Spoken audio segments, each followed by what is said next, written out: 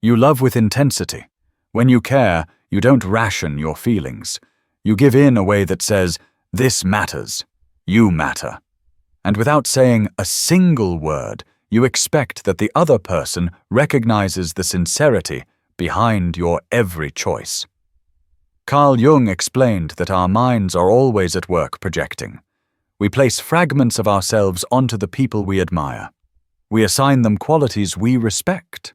We create a version of them built from the best parts of us. And in that moment, we stop seeing them clearly. We start seeing what we want to believe is there. You expect someone to care because caring is natural for you. You expect someone to show up because loyalty is effortless to you. You expect someone to understand your silence because you can read theirs. But these expectations are not based on who they are. They are based on who you are. You assume they carry the same emotional weight. You assume they value the same effort. You assume they want to meet you where you are. You think you are being understood, but in reality, you are being mirrored by your own projection. And here lies the root of disappointment. You fall in love with the reflection, not the person standing in front of you. You hope they will be as thoughtful, as aware, as committed as you naturally are. You expect your inner world to exist inside them with the same clarity and devotion. But when they fail to act as the person you created in your imagination, it feels like betrayal, as if they broke a promise they never made. The painful truth is simple. They didn't change. Your perception did. Disappointment arrives not because someone failed you, but because your heart expected to find itself living inside another human being. Jung taught that to project is human, but to recognize the projection and reclaim it is wisdom. When you see clearly again, you understand that your depth is unique, and uniqueness, by definition, cannot be replicated everywhere you go. Instead of asking, "Why can't they be more like me?" the wiser question becomes, "How can I love without losing sight of who they truly are?" Every person walks through life carrying a private world within them, a world shaped by everything they've felt, endured, and believed. Carl Jung emphasized that no two inner landscapes are ever the same. Even if two people stand side by side, sharing the same moment, they are experiencing it through entirely different lenses.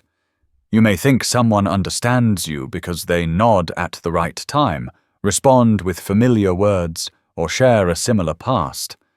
But similarity is not sameness. Alignment is not duplication. Your intensity is yours. Your depth is yours. Your emotional language is yours. What feels obvious to you might be invisible to someone else. You see meaning where they see simplicity. You see a connection where they see coincidence. You see a promise where they see a possibility.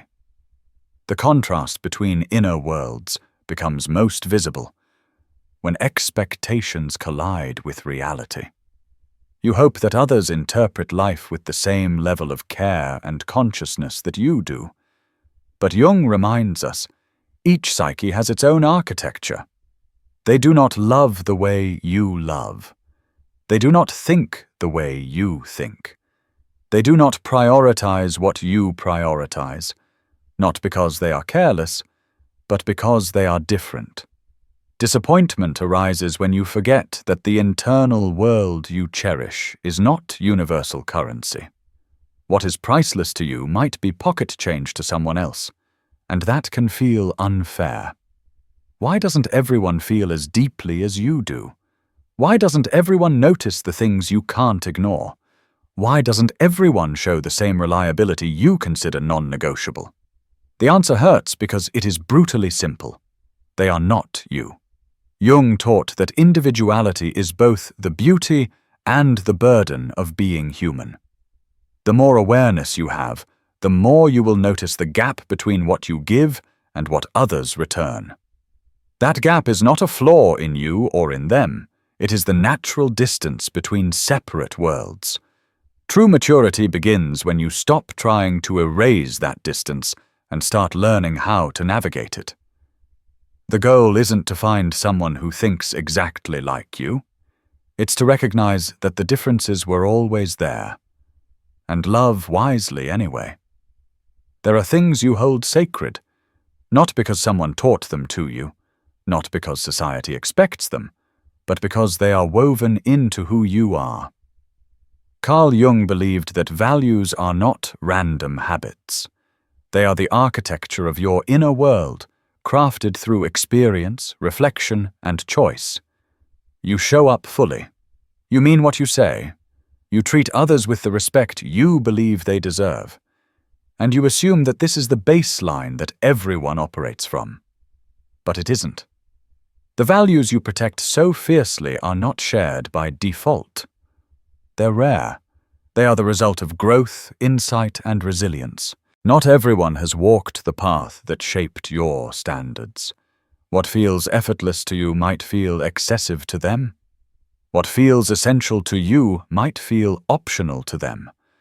What feels like truth to you might feel like preference to them. This is where disappointment carves its sharpest edge. You expect others to treat your values with the same reverence you do. You expect them to recognize the meaning behind your actions, the effort behind your consistency, the sincerity behind your choices. But they don't see the weight your values carry. They only see the surface of what you offer. You believe loyalty is a promise. They might see it as a convenience. You believe honesty is non-negotiable. They might see it as context-dependent. You believe effort is proof of care. They might see effort as unnecessary, unless something is at risk. It's not that your values are too high. It's that some people have never learned to lift that kind of weight. Jung would say this is where self-awareness meets reality. When you care deeply, you assume others feel the same gravitational pull toward what matters. But every person has a different internal compass. What guides you might not even register on someone else's map. The deeper your values run, the more you'll feel hurt when someone treats them lightly. Not because you're wrong, not because they're cruel, but because they cannot see the invisible significance you see.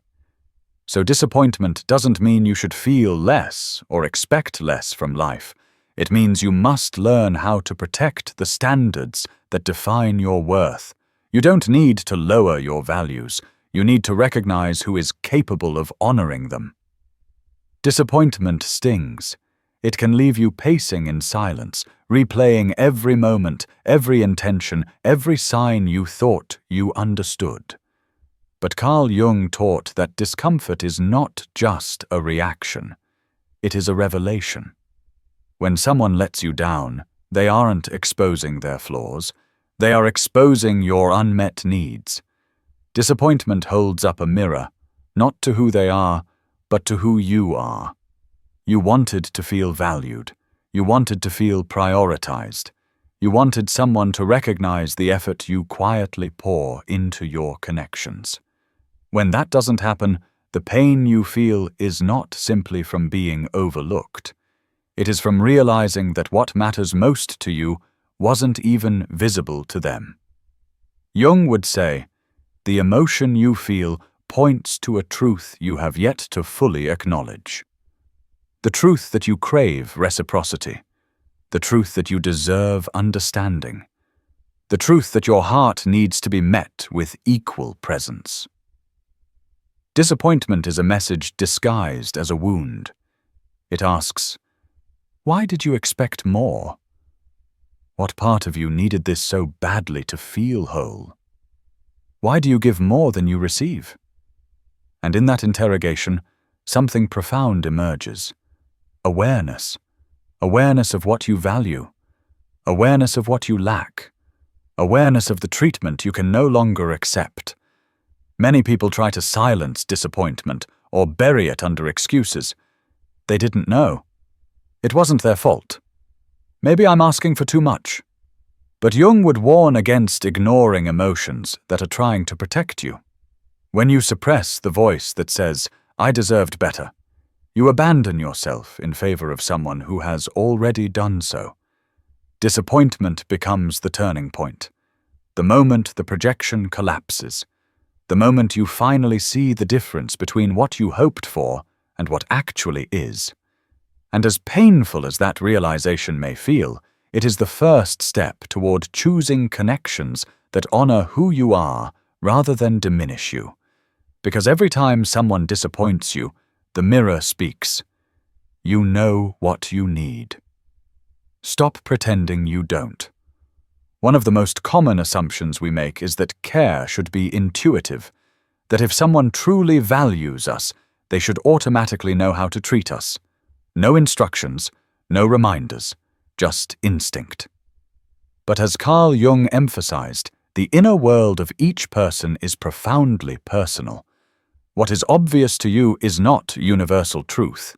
It is your truth. You understand subtle changes in tone because you pay attention. You reach out when someone withdraws because you notice. You remember the little things because they matter to you.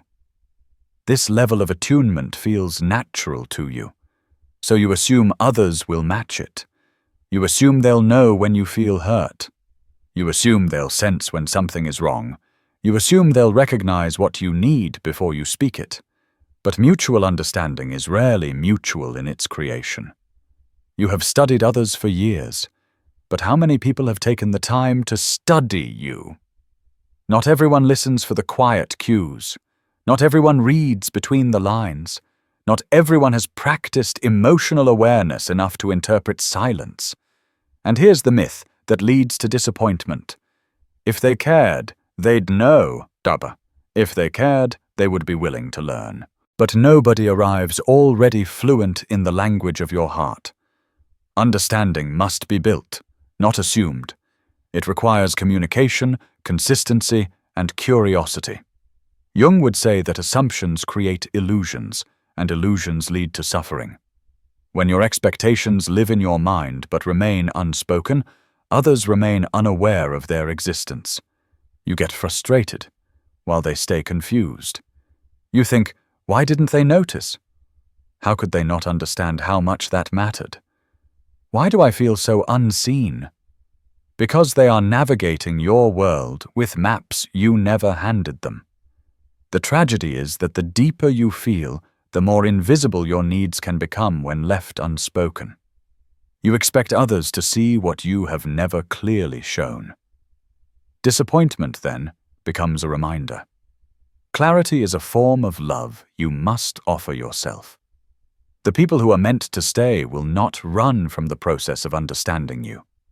They will show up, ask questions, listen carefully, and learn the terrain of your inner world, not because it's easy, but because you matter enough to understand. When you care deeply, you don't just appreciate someone, you elevate them. You highlight their best qualities and filter out the rest. Carl Jung described this as projection at its most enchanting. We take the admirable pieces of ourselves and place them on someone else, turning them into a symbol rather than a human being. You don't simply see who they are. You see who they could be. You see the potential that even they haven't realized. You see a version shaped by your hope, not their reality.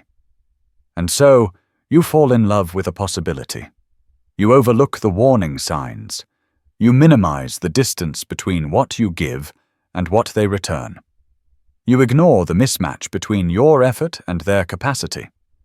In your mind, the gaps should close eventually. They just need time. They just need understanding.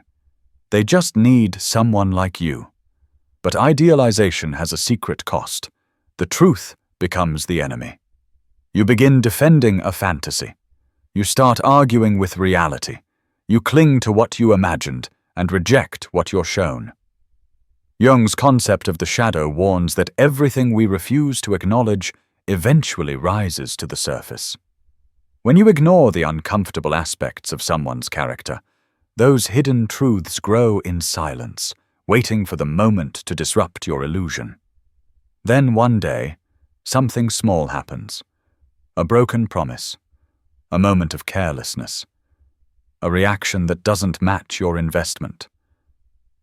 And suddenly, the mask slides off. Disappointment hits with astonishing force, not because they changed, but because your perception can no longer hold the weight of the ideal you built around them. Reality wasn't cruel. It was simply late to the stage. You see the flaws you suppressed. You see the limitations you denied. You see the truth you tried to rewrite. And as painful as that clarity feels, Jung would insist it is a necessary awakening. You cannot love someone fully while refusing to see them clearly. Idealization is intoxicating. It fills the world with promise. But truth is what keeps us grounded. Disappointment is what pulls the illusion apart so that honesty can begin. What remains after the illusion fades is the real question. Was it love? Or was it hope wearing someone else's face? When the illusion collapses and the truth stands in its place, you reach a critical moment.